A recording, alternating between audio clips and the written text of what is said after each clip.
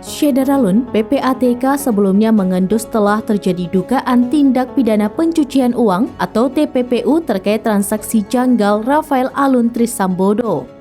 Berdasarkan informasi Pusat Pelaporan dan Analisis Transaksi Keuangan atau PPATK akan memblokir temuan uang 37 miliar rupiah milik mantan pejabat Direktorat Jenderal Pajak atau DJP Rafael Alun Trisambodo yang tersimpan dalam safe deposit box di salah satu bank badan usaha milik negara atau BUMN.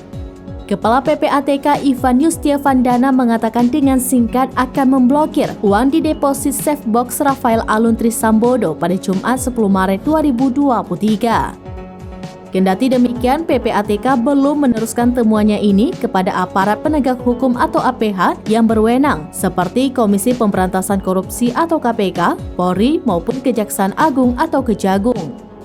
PPATK pun telah memblokir lebih dari 40 rekening yang terdiri dari Rafael, keluarganya, dan pihak-pihak yang diduga terkait dengan aktivitas transaksi keuangannya.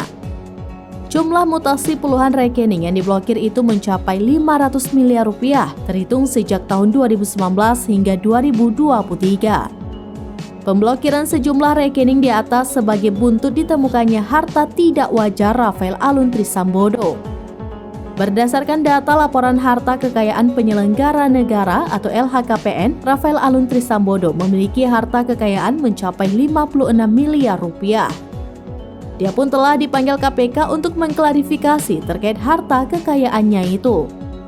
Kini KPK telah melakukan penyelidikan atas kekayaannya tersebut.